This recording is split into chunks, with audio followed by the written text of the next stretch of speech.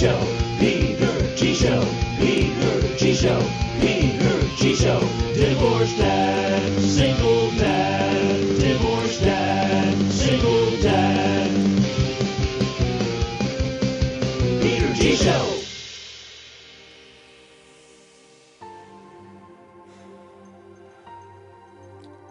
Wow. How can I say it any other way? It's like just wow.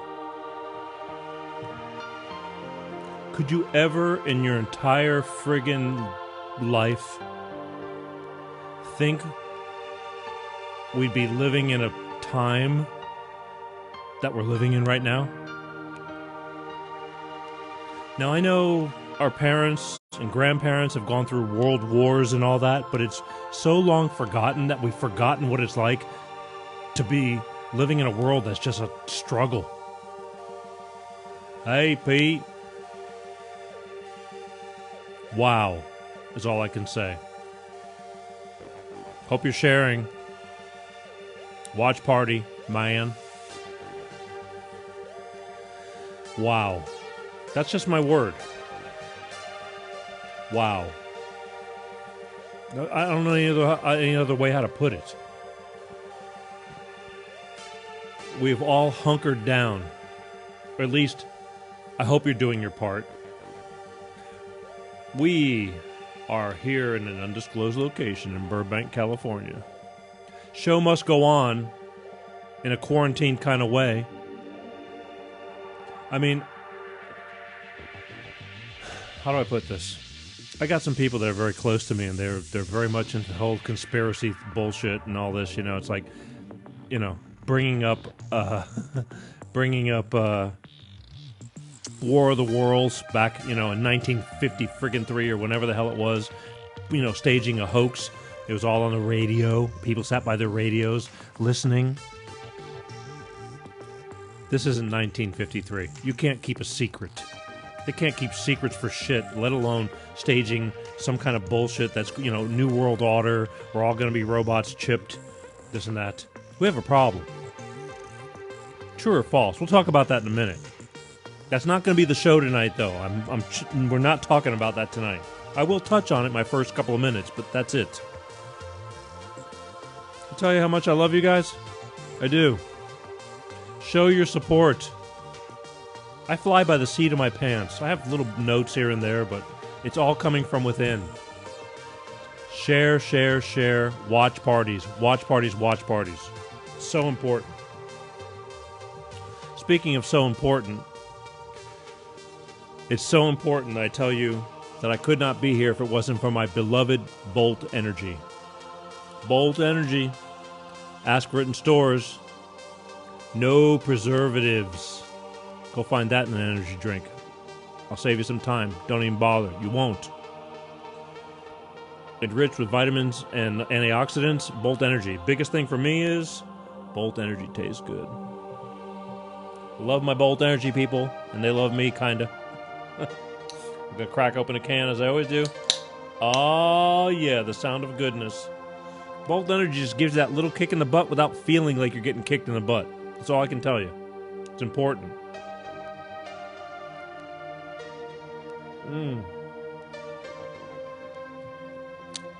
Paul likes it, and I like it too. Tastes great, and we helped. I didn't know what tonight was going to be like because, like, Elton John has his special on TV, and everybody, the whole world is changing. Like, honestly, all right, this gets me. Honestly, wait, let me take another sip first.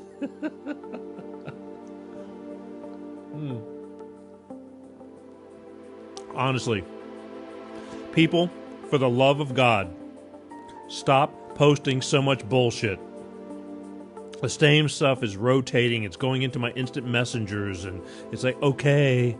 Every time there's something going on, it's like, I love you guys to death, but I know you feel like you're doing a good thing by passing it on, but don't pass it on. We'll be okay. Believe me, there's plenty of information out there. For the love of God, please. You're filling up my tank way overloaded, and it's not the right gasoline. Anyway, just had to say that. I got lots of notes, but Lord knows I gotta read them. Lordy knows I gotta read them. Daylight come and me wanna go home. Big Money Marv, I love you, man. I'm gonna talk to you tomorrow. We didn't have time today. Today got away from me real quick. I gotta tell you, I slept today. I'm tired. I mean, I haven't gone, anywhere. But just the past 8-9 months, and in a way, this is like a vacation for me. I get to slow it down. I know it sounds crazy, but crazy bad, and I don't like it, but I'm taking advantage of it. Anyway, stay at home, safer, true or false? You know what I mean? I got a conspiracy buddy, and he's just driving me nuts, giving me statistics of how many people die from the normal flu every year, and, car accidents and all this crap. And look, I don't know. Okay? Here's how I look at it. You can't get the whole world on the same page if it wasn't something important. And they're all on the same page because it's important. We have naval ship hospitals on each coast. I learned something today that in Los Angeles, Sinai Hospital is the largest hospital in the United States. I did not know that. They have 880 beds. It's such a pain in the ass to get to, though. I mean, it's in the heart of Los Angeles. Beverly Hills, that whole area. 880 beds, people. This ship that just docked in San Pedro, Long Beach, wherever the hell it is, Mercy. My mother's name was Mercy. You don't hear of many Mercies. 1,000 beds. 1,000 beds on a naval hospital ship. I mean, you just don't do this stuff. It's part of the evil plan. I'm sorry. I would love... I told this friend of mine who I'm very close with, and it bothers me because... I'm going to tell you why. All of a sudden I get a text message that shows an airline ticket for Los Angeles this coming week. And I'm going, no. And I call him up. I go, what are you doing? He goes, I'm coming to see you. And it's like, no, you're not. And it hurt because I didn't want to say no, you're not. Love this person to death. But he doesn't think that he thinks this is all bullshit. I don't. I'm not a sheep, but I'm saying, better safe than sorry. I don't want to be responsible for, maybe I won't get sick, but I don't want to get anybody else sick. That's just my feelings, and that's the way I feel about it. And it hurt. He's like, I'm coming anyway, whether you want to see me or not. It's like, not that I don't want to see you. You're making me feel like a schmuck. But Jesus, man, come on. A little social responsibility. I understand that in different parts of the country, it may not feel as serious as it does in New York, Louisiana, Los Angeles, but it's going to. Let's see what happens tomorrow. The count. It's constantly rising. I don't want to be there. I'm going, you know what? Sit your ass down. And everybody else who bitches and complains, I can't stay in the house anymore. I'm going crazy. You're on your TikToks and you're doing all this bullshit. It's like, come on. Stop. Grow some balls and just handle it. Your life depends on it. Or people you may love, people you may know. I know and love a lot of people. I don't want to see that stuff go on. So just slow it down. It can't hurt. I don't think we're being, manipulated. I just don't. That's my opinion, and that's what I feel. Just do your part. Hey.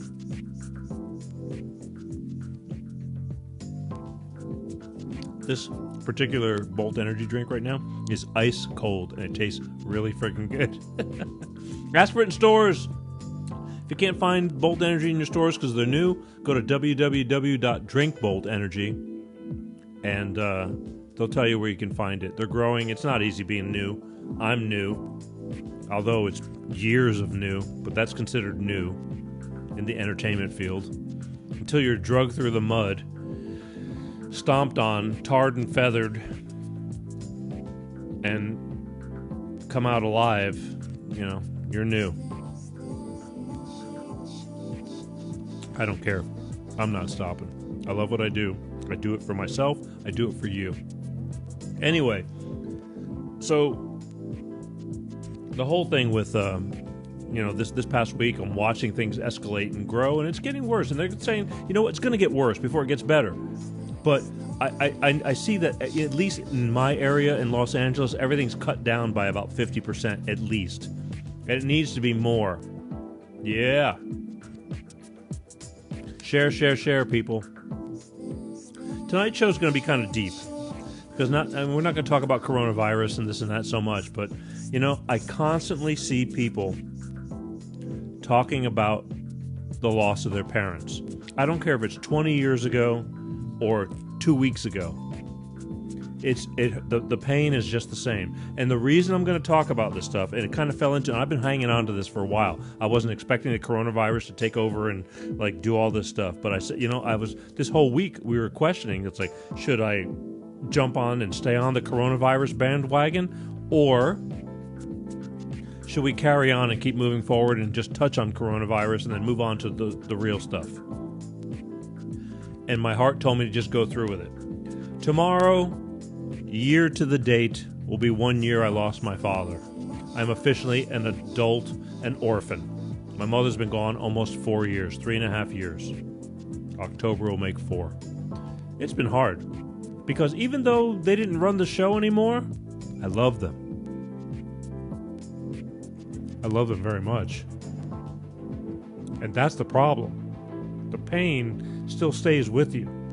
You know, even though we'll talk about that in a minute too. I'm going to not go into So I found an article months ago that was pretty deep. And I just grabbed it and I told them, I said, you know, print it out.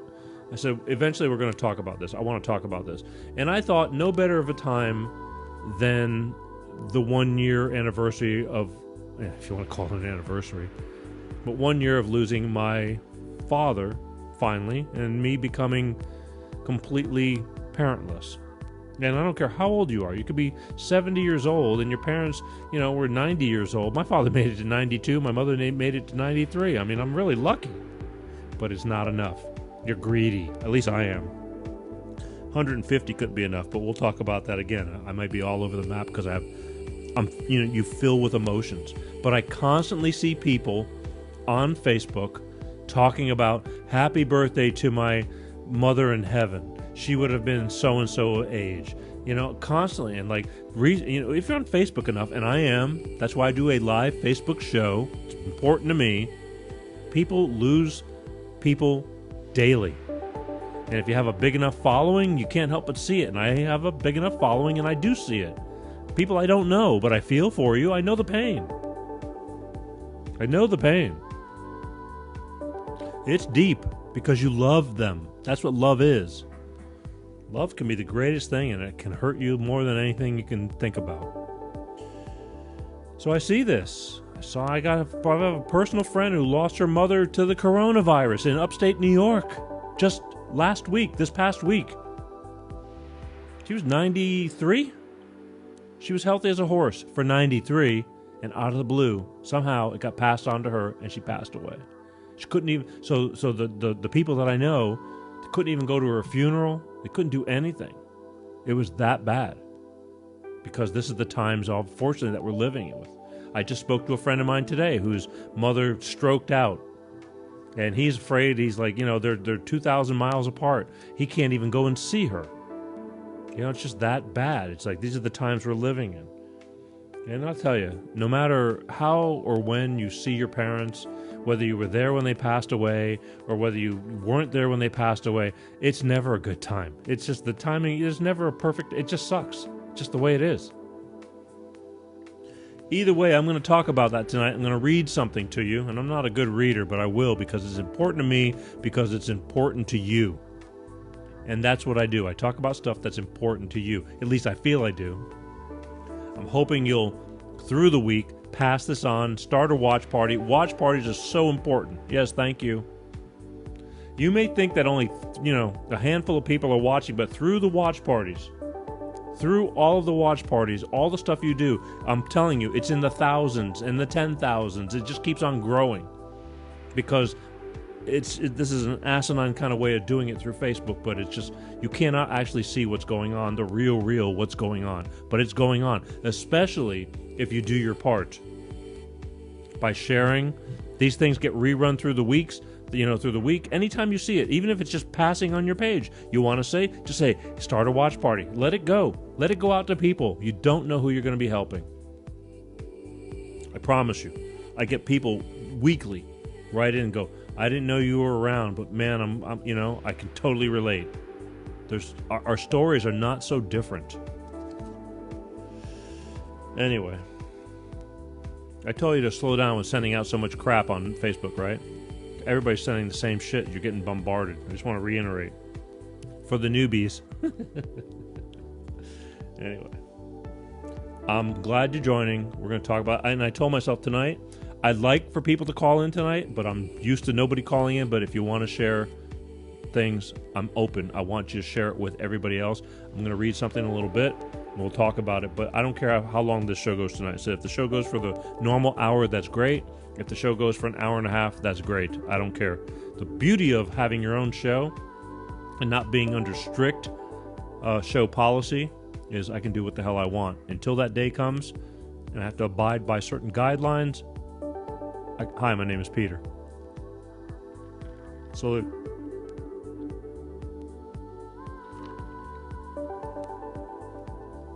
The day really got away from me today. I slept. I was tired. I was up kind of late last night, talking to someone.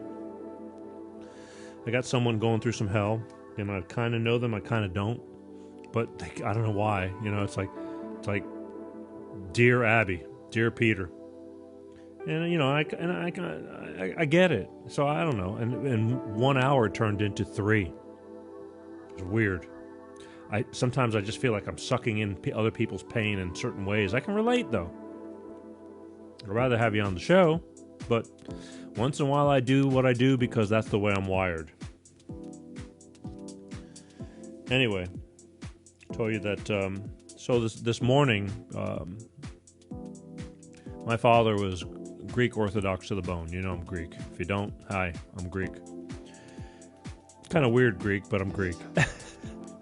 But my parents were Greek. Their religion was Greek Orthodox, serious business for them. I mean, they were to the bone. And I had to have a memorial service because the Greeks believe in a 40-day service after you pass, 1 year after you pass, and 3 years after you pass. Don't know why. Obviously, I'm not Greek enough. There's my boys. Bolt Energy in the house, people. You missed your promos, but don't worry, they're going to be there for everlasting. And so anyway, so I was setting up a memorial service in honor of my father passing a year ago today, because it's Sunday and it's the closest Sunday. And with all this coronavirus, everything got screwed up. I could not attend because it's 2,000 miles away and I'm not flying. I'm not doing anything. I'm playing it safe. Safer at home, kind of, sort of, right? And but they don't even have church service. They have the priest and 3 other people. That's maximum in the church. But they did the service, and you know what? Really kind of cool. They televised live Facebook, just like we're doing right here. So I got up this morning, and they're 2 hours ahead in Florida for me, and I got up because I wanted to watch. I just, it's important to me because that was my father. It was important to my father. And it's usually at the end of church, they do this little extra memorial service for those who've passed if you want to have a memorial service for them. And it's only 10 minutes. It's this little prayer service. That's right. Love Bolt Energy. More than just the energy drink, it's about the relationships. So I'm watching this service, and I'm by myself. I woke up and I almost overslept because I was up late talking to this person that was going through some stuff. And, thank God. I owe friends of mine forever for listening to me when I was going through my hell.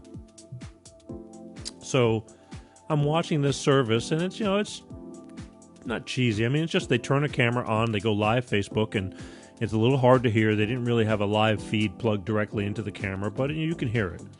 But anyway, so it was this 10-minute little service for my father, and actually another gentleman, another Greek, died in the same hospital the same day several hours earlier that day, so they coincide. So it's been kind of riding together. They were both named George. Greek, go figure. George, Peter, John, friggin' Greeks. Hi, my name is Peter.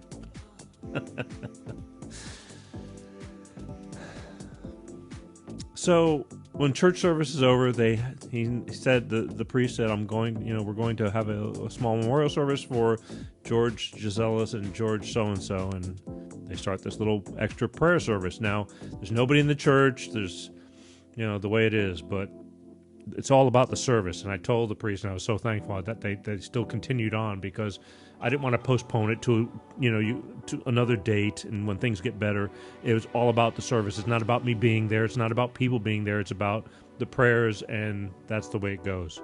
Again, my father was Greek to the bone, so I'm honoring him the way he would figure it'd be honored. So the priest goes and does this little thing. I got to tell you, for 10 to 15 minutes of watching that thing, for some reason, maybe because I'm by myself, every time I'm in church, I feel it breaks me down anyway. I feel like I'm at my most vulnerable. I just start thinking about everything in my life. It's the weirdest thing.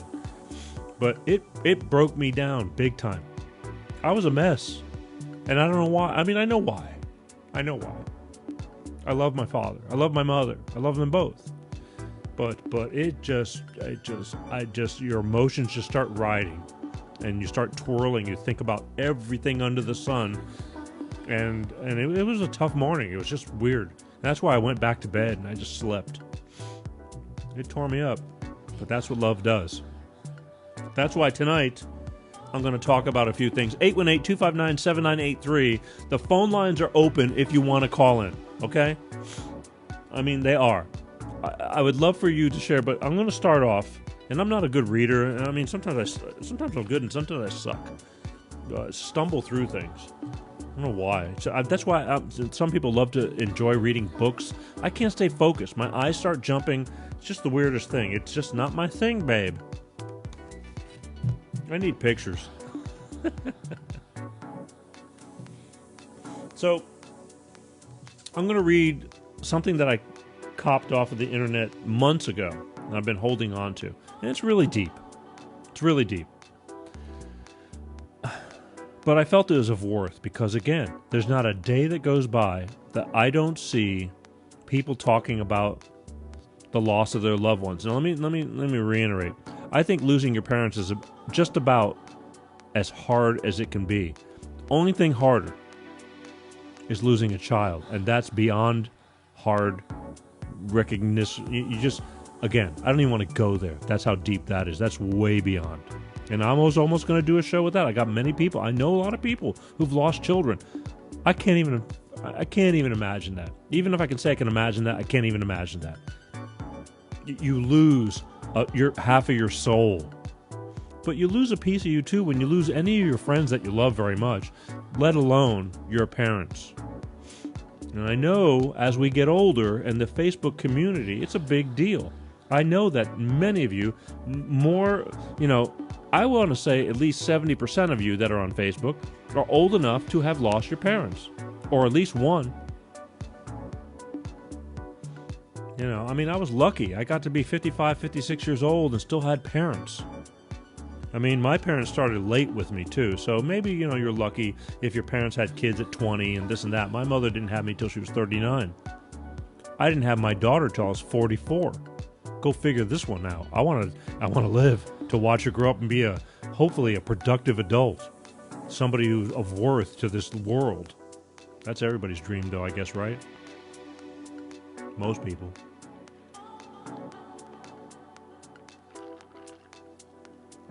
So anyway, this thing that I copped off the internet, I knew I was going to do all the talking tonight. I normally do. Try this at home. It's not pretty. This is something that I got, and it's called Watching Your Parents Die is a Pain Like No Other. And that's a tough one, okay?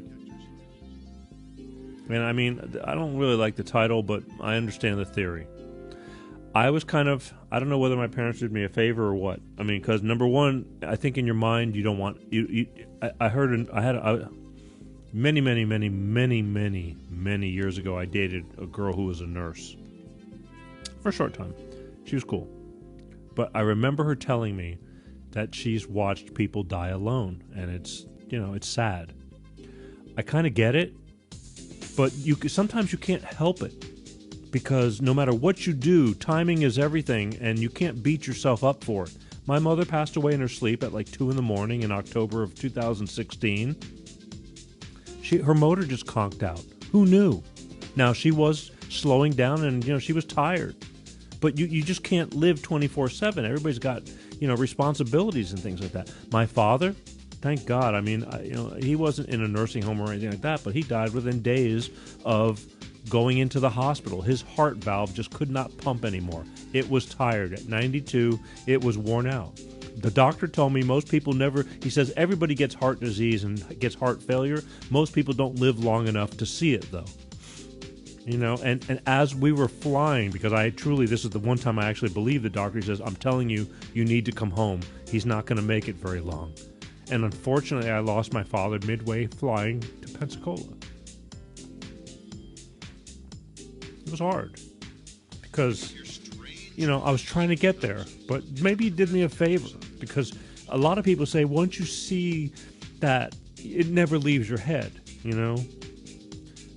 The cool thing was, at least I think it's more important, they said the Greek Orthodox priest, which was very important to my father, was there 15 minutes prior to him passing away. To me, that was more important than me being there. My father and I, we've had lots of talks. My mother and I, the same thing. I love my parents very much. I can't say that enough. I was an only child. It was pretty tight. But either way, you should, I do understand how some people don't. You've had a weird, crazy upbringing, and there's people that can give a shit about their parents, and that blows my mind. But then again, as I said, I don't judge. Everybody's got different things. But this was me, and, for the most part, I'm very proud of my upbringing, and they did the best they could. The rest was up to me. I've always been a pretty independent person and had my own thoughts and ways. They grew up in a different time. We had a lot of disagreements, but they were still my parents, and I love them and they love me, even when we argued, and we argued a lot. All right. So anyway, this thing is called Watching Your Parents Die is a Pain Like No Other. A dying parent means realizing that the earthly body you loved sincerely will soon be one with the earth.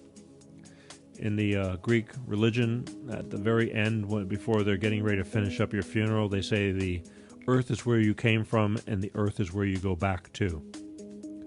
And the Greeks aren't the only one that say that. Look at Kansas, dust in the wind. All we are is dust in the wind. Go figure. Anyway, a dying parent will teach you that there's nothing a parent won't do to make it easier for their child in the end. And that's true. I think no matter how old my parents were, my mother, she was so weak and old towards the end, and constantly she'd go, "Get my purse." She was like trying to give me money. To go do this or that, it's like, I'm 55 years old, and my mommy is trying to give me money to go, But that's the way they think, and that's the way it is. It's just the way it is. Growing up, we all relied heavily on our parents. Fact. Let's see. Depending on them to teach us how to get through life in general. Well, that's what a parent's supposed to do. Hopefully. Hopefully, not all, but most parents, that's what you're supposed to do. You have children, you have a moral responsibility to teach them and guide them. Most do. Let's see, what we would have done, what would we have done without them? As we get older and busier, we tend to stop paying so much attention to them. I know, you get to be in your teenage years, we're all guilty of it. We get busy, you just take it for granted. It's just your folks, right? Just your mom and dad. It's no big deal. It's everyday stuff.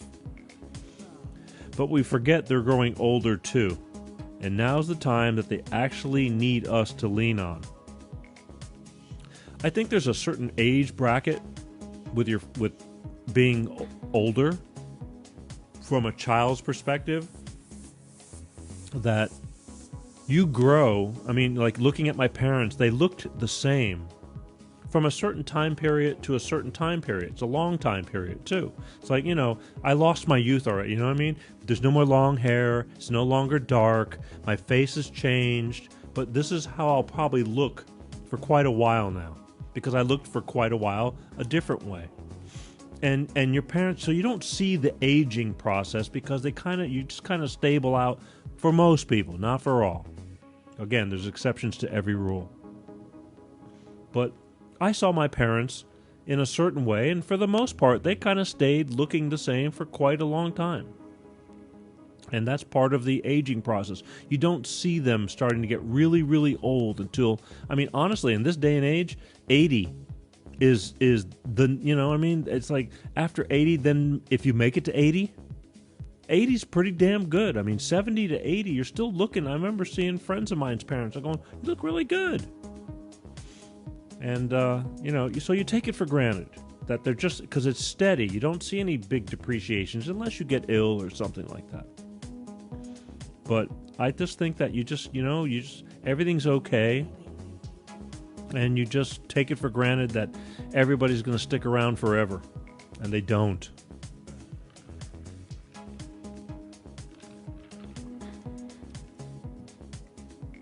It's never easy to lose someone you love. That's a fact. Especially harder when it's your parents. And the only thing I can attenuate is time as it passes. It never really gets better. It's just that you learn to live with the dull pain.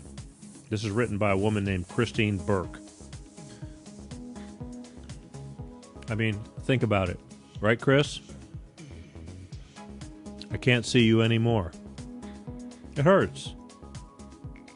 I never forgot that. You never forgot that. And I know you're watching. It's just the way it is. But that's your parents. It's by design, but it sucks. So this woman writes this story. So here's the story that she wrote about her dying father who was dying from cancer. Again, everybody passes away from different things. If you're lucky, I got lucky. My parents just passed from old age, but not everybody's so fortunate. She doesn't say how old her father was, but this is how it goes. So she wrote something called Scary Mommy. I don't know what that's all about, but it's like she explains how it really feels to lose a parent in an emotional blog. She's a blogger. I'm a vlogger. She's a blogger. She wrote about the pain experience while she saw her die. She saw her dad die right before her eyes. Burke also gave insights on how to deal with an unfortunate. She's going to tell you an unfortunate situation.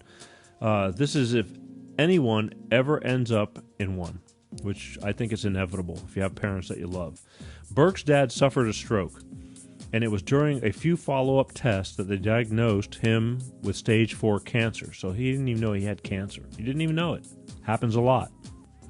At such an advanced stage, they knew the battle was nearly the end before it ever even began. So by time, typical, happens kind of like pancreatic cancer. You don't know it happens, and once you find out, you're way beyond, and you know what I'm talking about. It's not everybody, but it's a tough one. It's like you're way too fast. I don't know what's worse, dying suddenly or preparing to die. Pick your poison. The end result's still the same. It just sucks. That's the equivalent. No matter how you look at it, it sucks. For us, at least, that are the living. Anyway, so let's see. So at this advanced stage of cancer, chemotherapy options were limited. The surgery wasn't an option. Radiation wasn't going to thwart the progression. It was fucking hell to watch my strapping, larger-than-life father wither away into a frail cancer patient right before my eyes. It's hard. It's hard. Whoever thought that shit, right? Life is good. Life changes. My dad was dying, and I was helpless to stop the inevitable, she wrote. Also spoke about the time she personally felt physical pain from watching her father go through so much. She could see right before her eyes that he was suffering, and it killed her, that there was nothing she could do about it. Yeah, there isn't. You know what I mean? You can support. What are you going to do? You just kind of deal. It sucks. You're angry. You just deal with it. It's funny because I've read this thing many times and I've got little stopping points that I want to talk, but now for some reason reading it in front of you, I have way more stopping points that I want to talk. Because it's deep. And a lot of people can relate. Sorry if this shows right here. I don't normally read things. Anyway, I'd lay awake at night, wonder if tomorrow was the day his health would go from bad to worse. When your parent is dying, you die inside right alongside them, she wrote. Also, in today's time, it's not possible to stay home and take care of your ill parent 24/7. It's not because you don't love them, it's because you have other commitments like work. Life is a bitch. You know, that was the biggest problem. Managing your elderly parents. This would piss me off. I remember, I don't know who it was, but I remember there was somebody. Anybody who knows me, you met me because of my dealing with my parents and through these past 10, 15 years. That's all that mattered. My daughter and my parents. And they were getting older and my mother was getting sick slowly. So I was really managing her. My father, thank God. He was my anchor. Still had it together for his age. I only hope I can have some of his genes. But it was hard. And that was my main focus. I mean, I struggled for these, there was a lot. And, but I did meet somebody, and I don't remember where it was, but I remember somebody looking at me and they go, what do you want me to do? They're old, for their parents. And I was like, really? So they raised you and this and that, and you're like washing your hands like, screw them. What am I supposed to do? That's the way it goes.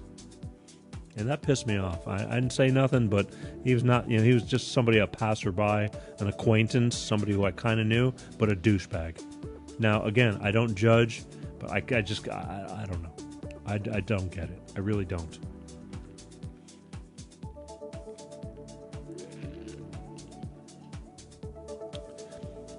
The problem is it is hard. You don't know. Every day I was calling on the phones 2,000 miles away, trying to manage and keep things going in between jumping back and forth on planes to manage things in person. But I couldn't be there. I had an infant child and I had aging parents 2,000 miles away, and I could not bring them together because people were like, why don't you just bring your parents to California? It's like, that would definitely kill them. Take them out of their routine and into this strange area, lost, new doctors, new this, new that. It's a bitch. It's a bitch. I chose to keep them there and try to manage them in their own environment. Anyway. Shuttling between work, home, and keeping tabs on your parents' condition can be exhausting. True that. Very true. But what are you going to do? But it definitely takes a toll on everybody. Both physically and mentally. Again, true that. I mean, I'd be going crazy, ripping my hair out because I'm wishing I was there because something out of the ordinary was tugging at me that I could not. It would amaze me. I'd be going through issues with health care or something like that for my mother, and the minute I got into town and I was face to face with somebody that I was having problems with, settling on the form of healthcare or whatever the situation was, for some reason I could not get it done over the phone, and it took me a plane ride and $1,000 to get there or back or whatever the hell it was, and within 15 minutes we can resolve the problem because I was there in person. Now, I like in person, I really do, but I didn't realize that, I guess this shit's going to happen, but you cannot. One thing for sure is, no matter what you think in your head, how it's going to go down and how you're going to do it and what you're going to do, it's never going to be that way. Whatever's going to happen is going to happen, and whether it's, bad or worse, it's never good. It's just a matter of how you just deal with it at the time. Anyway, plus, there's a fact that you're always worried about how your parents' health is, wondering if it's improving or deteriorating, and that's painful. Of course it's painful, but you just keep thinking your parents are like Superman, like they'll be okay.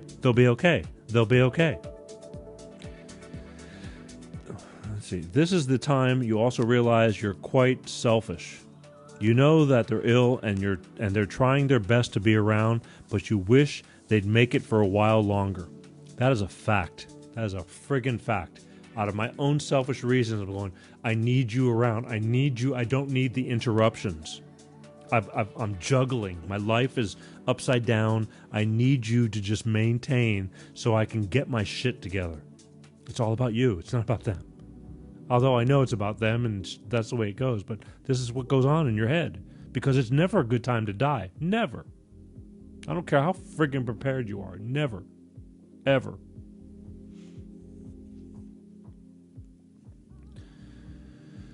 Anyway. You know somewhere in the back of your head that even though it's hard and painful for them, you want them to stick around and simply because you're not ready to deal with their loss. You secretly will to hold on because you've made travel plans and you're terrified he or she will pass away while you're out of the country or out of town, whatever. Of course. Of course. And I was traveling, I was still traveling back then. It crossed my mind a lot. They're not bulletproof. Although you keep thinking, they're okay. They're okay. You get certain little reminders from time to time, like a reality check. Something's, they may not pull through. And then they do. And then life goes on again. And you relax a little bit. And all of a sudden you're doing what you're doing. And then another reminder. If you got that kind of a, parents that kind of, some people just die of a heart attack just like that. I got lucky with that. That was my biggest fear with my father. I thought he'd die of a heart attack somewhere, someplace, and just die. And I didn't want that for him. But nobody ever does. Anyway.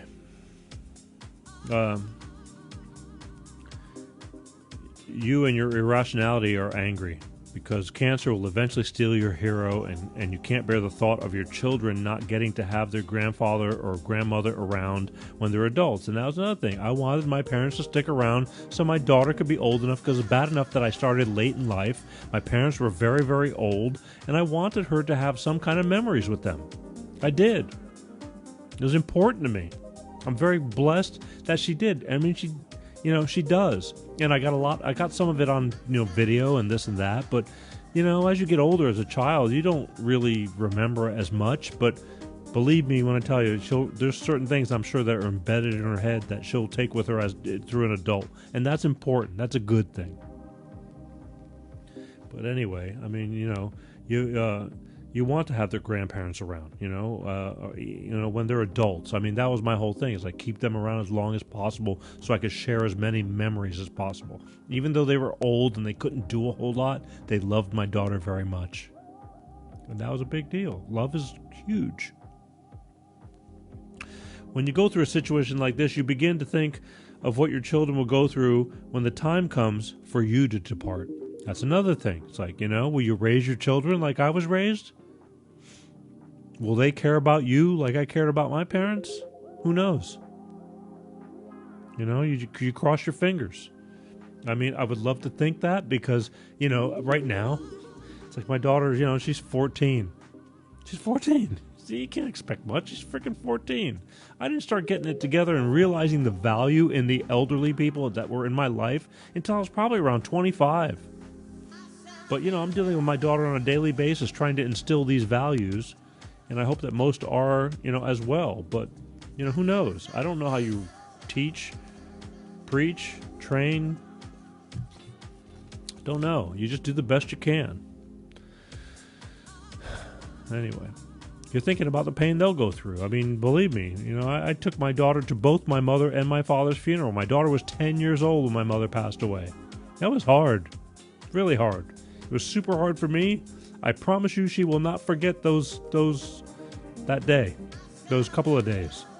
No matter how old you are, there's certain things you take with you. Think about it. Think about when you were a child. What do you remember when you were a child? There's certain things that you'll never forget. But a lot of things you did forget. She'll never forget that. It was hard. Me having to take my daughter before everybody came for the wake. I brought my daughter up to my mother, and it's just surreal. It's like, this can't be happening. but it does. Anyway, it's life.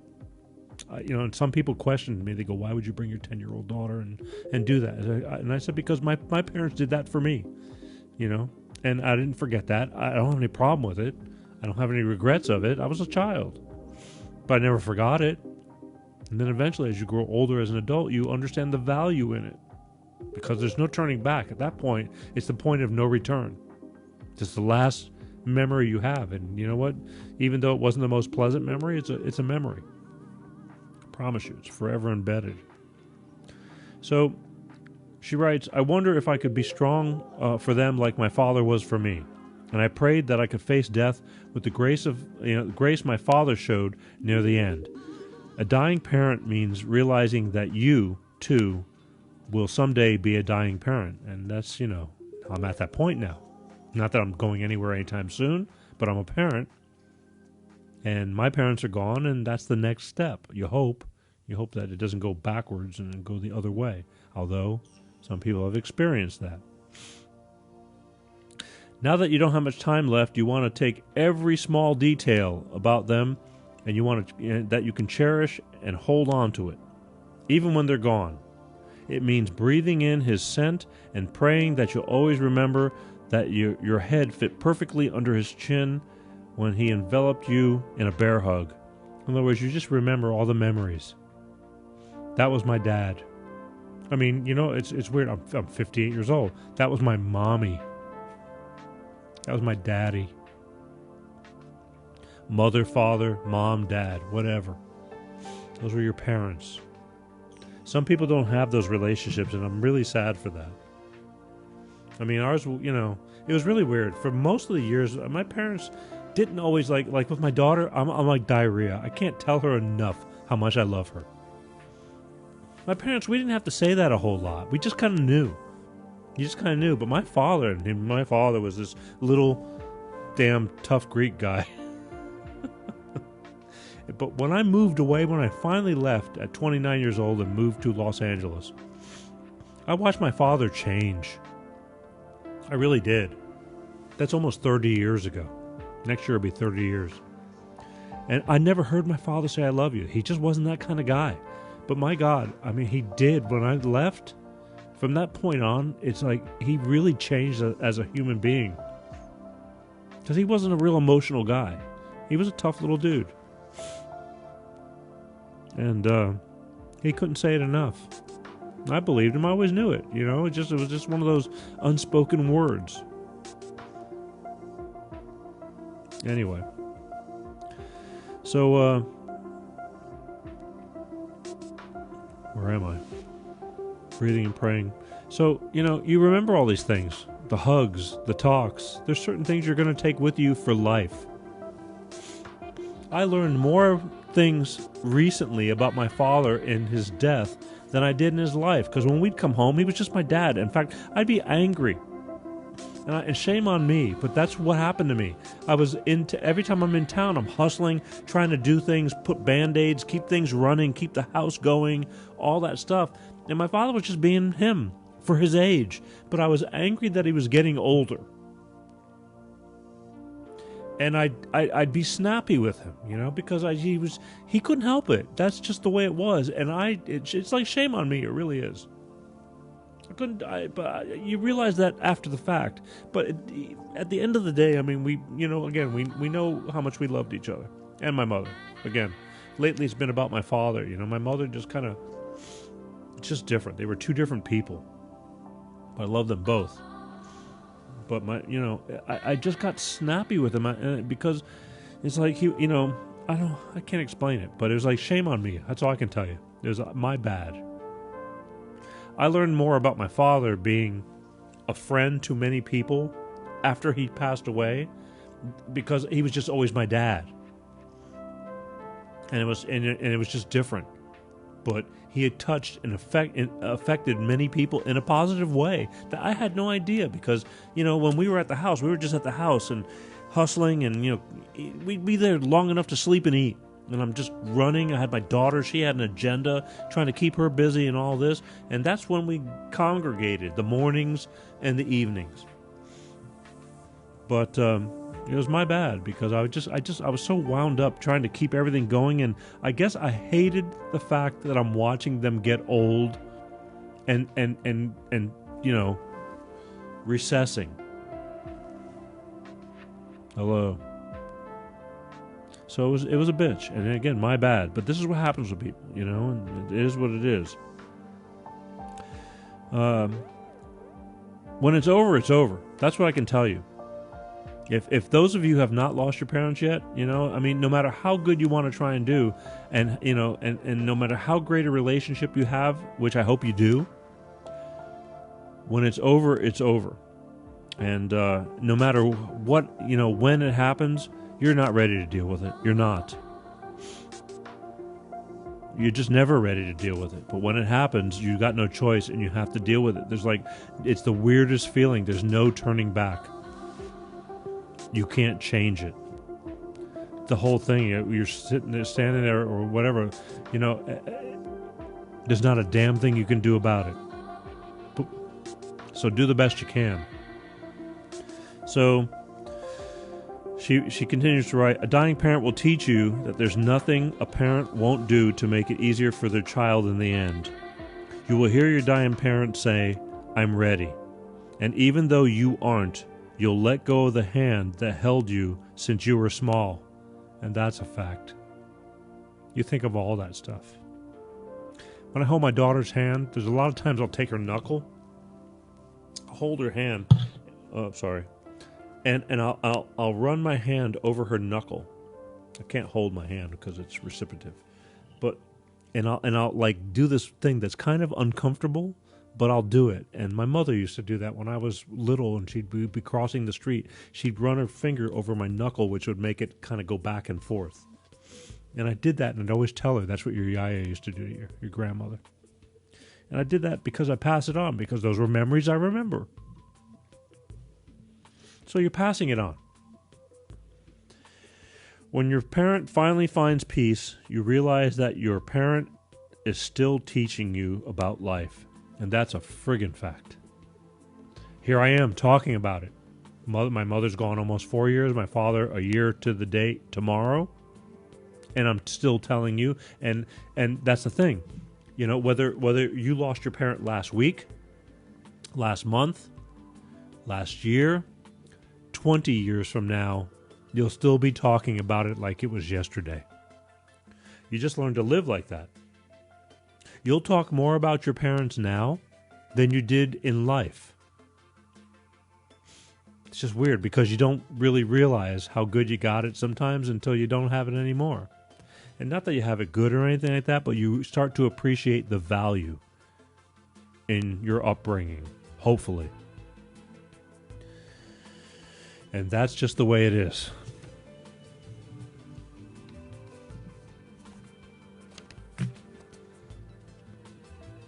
That's the story I wanted to read to you guys. 818-259-7983. If anybody wants to call in, add to that, you're more than welcome to. But I just said I was going to talk about this stuff, and I am. I got to tell you something. Again, I hope all of you had loving parents. Not everybody does, and I'm sorry. But do not, just because maybe some bump in the road happened in your life, and if you have children, the worst thing you can do is just be the same person. You want to learn from that, and you want to not be that person. I get both. I see both. I get people that say, I never want to be like that person. I got some people that go, well, that's the way I was brought up, and that's the way I'm bringing them up because that's that blah, blah, blah. It's bullshit. It's bullshit. Do not bring children into this world if you can't take care of them. You don't have to have a ton of money. You just have to love them.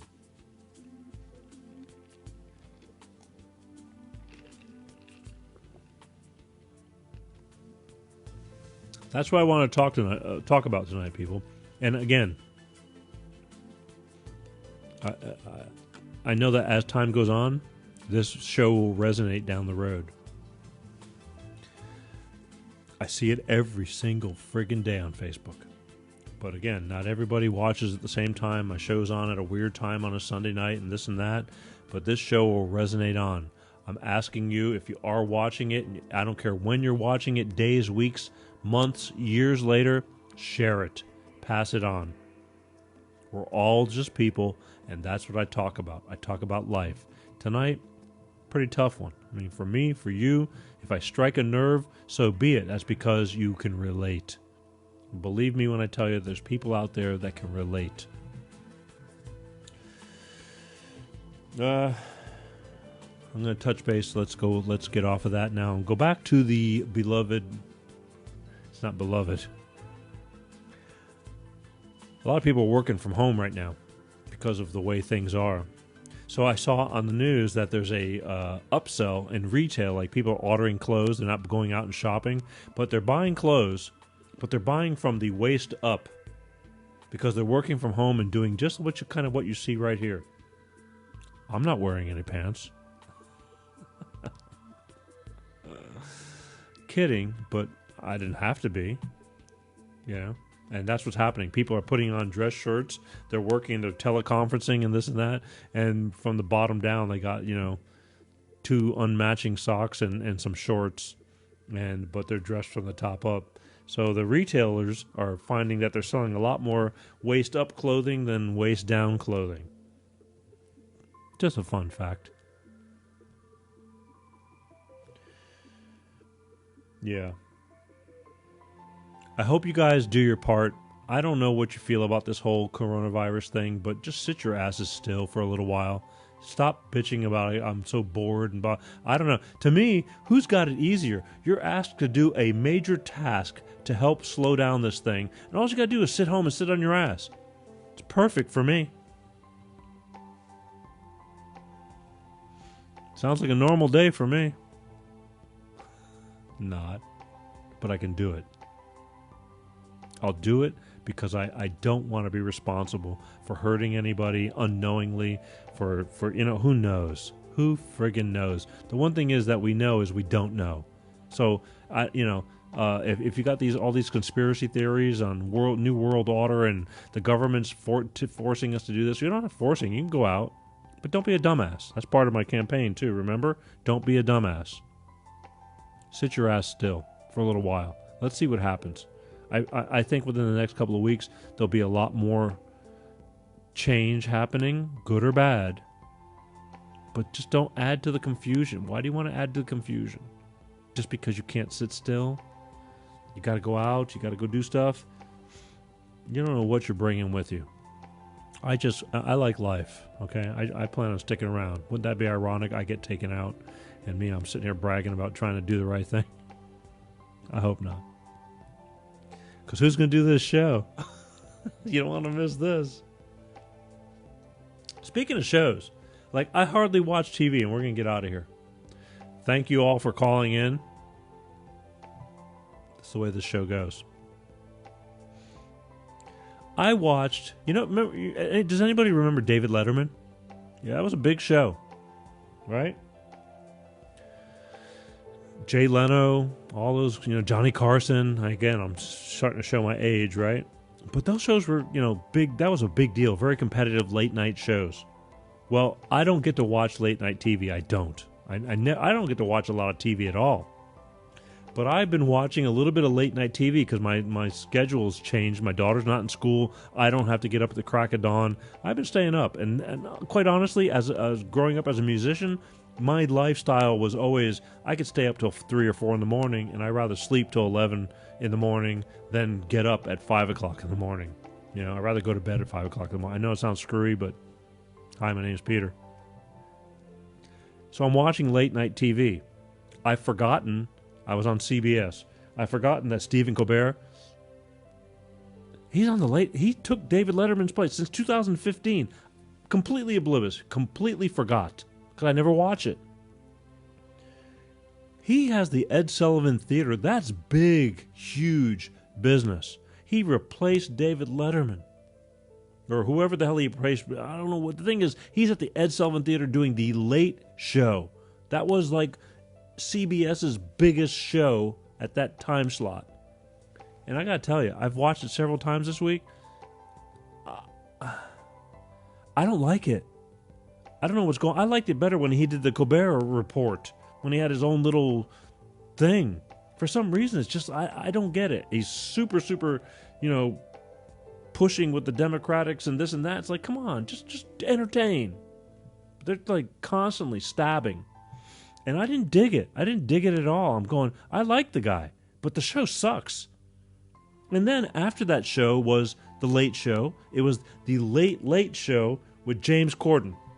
That's the guy that does the car karaoke and all that kind of stuff. His show was pretty entertaining. He was entertaining. And he's got a smaller show here in L.A. for CBS, though. His show kicked ass. I thought he was really good. I was just blown away. Again, I don't watch Jimmy Fallon, and I haven't watched Jimmy Kimmel and all those guys. I don't watch them, and I'll have to watch them now too. But it's like, come on. I'm not saying I can do any better, but something's weird. I mean, I'm pretty open-minded, and I'm not a heavy critic. But it just wasn't their predecessors. Something was just weird, and I can't put my finger on it, but it was just not. It was just too heavy. Like there was an agenda. There was an agenda. The agenda is entertainment, making people laugh, keeping people entertained, giving them something they want to hear. Unlike this show. I don't know if you want to hear it or not, but then again, I'm not getting, I'm not at that level. I do what I do because I feel that's what I want. People want to, I just follow and I just kind of talk about things that I see people bringing up a lot. What can I say? When that time comes, we'll talk about it, you know what I mean? But you got writers. They got all this. Doesn't anybody have the decency to go, this sucks. We shouldn't do this. Let's get something a little better. But no. Just my observation. Again, my opinion. Again, I like Stephen Colbert. I did. But I don't know what's going on. I gave that show like 3 nights, and every time I watched it, for such a high-ranking show, it just was like, how is he staying on? I don't get it. It's just like everything he did was just trying to kick somebody in the nuts. This could take a stab, a comedial stab at somebody, but it just one after another. There was just, where's the entertainment part? Anyway, all right, look. Thank you for... I hope the show radiates on, and I hope it strikes a nerve, and I hope eventually that you guys, chime in from it. The reruns, I ask you, from me to you, start watch parties. Like and share. Sharing is how we do this whole thing. It's just not hard to explain. Again, it's very unorthodox the way we do this, but I know you're watching. I know there's many, many of you out there, and we're just doing it one person at a time. I'm not out to impress. I just do what I feel, and I know that I'm striking nerves. I get people all through the week. Share. Let's keep this growing. Let's take this to another level. I love and appreciate every single one of you. Don't think that I don't. And in fact, I even had somebody who attacked me this week because they happened to catch a clip from weeks ago when we were joking with the coronavirus, and she's a nurse. And she saw this one clip out of all the serious ones. She saw one that we kind of were having a little fun with, and she says, that's really offensive. People are dying. Believe me, I get it. I know. But you have to watch everything. You just can't, and I got onto her. I went and I talked to her because it bothered me because I just wanted her to understand that we can't, sometimes you got to take a stab at things and just go for it. Just to kind of lighten things up. And at the time, weeks ago, it wasn't as bad as it is now. So she took it out of context and she says, I'm sorry, I just happened to see that. I'm busy saving lives. So now I got to pat her on the back. I do. I appreciate her. But we all have our roles to play in life. And this is mine. Because brain surgeon is kind of not happening right now. You know what I'm saying? But I do love you guys more than anything. I want you to tune in every Sunday night, like clockwork, right here, the official Peter G Show page on Facebook. Don't forget to catch the reruns through the week. The stuff gets uploaded to YouTube, also LinkedIn, Instagram, TikTok, all this kind of crap. I'm just doing what I'm doing, and if you like me, you like me, and if you don't, you don't. But I love you for tuning in, even if you want to poke at me. I'm good with that. At least you're paying attention, all right? So, from all of us to all of you, once again, don't forget, could not do it if it wasn't for my beloved Bolt Energy. Bolt Energy, electrify your senses. Ask for Bolt Energy. If you can't find Bolt Energy in stores, go to www.drinkboltenergy. Remember, no preservatives. They'll get back to you. They'll tell you where you can find Bolt Energy. It's not easy being new.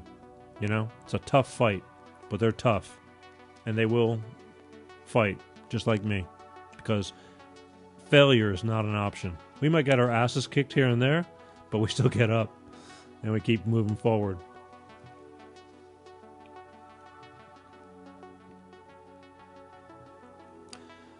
Believe me when I tell you, I pray for each and every one of you that this week is going to be a better week than last week. Even if it gets bad. Do your part, please, okay? Sit your asses still. Don't be a dumbass. Safer at home. Alright? That's it. End of the show. Right on time. Overtime. Again. But that's the way it goes.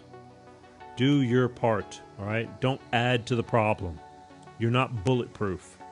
We've kind of figured out now that it doesn't, there's no prejudice on this coronavirus, all right? Don't be a statistic, okay? I love and want to see every one of you, even if you're going to, like I said, call me out, whatever you want to do, at least I know you're there. So, do the right thing. We'll see you next Sunday night. I got things, everything's forever changing. We'll figure it out. I'll let you know ahead of time because I'm always on all through the week. Just share, share, share. All I ask from you guys. Share and start watch parties. The best thing you can do so I can bring bigger, better, badder is sharing. Watch parties. That's right. Yeah, man. All right. So that's it. Peace out. We'll talk to you next Sunday night. Watch all through the week. Do your part. That's all I ask. Later.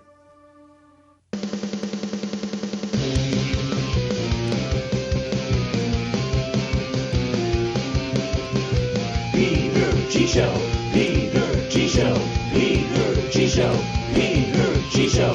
Divorced dad, single dad, divorced dad, single dad. Peter G-Show.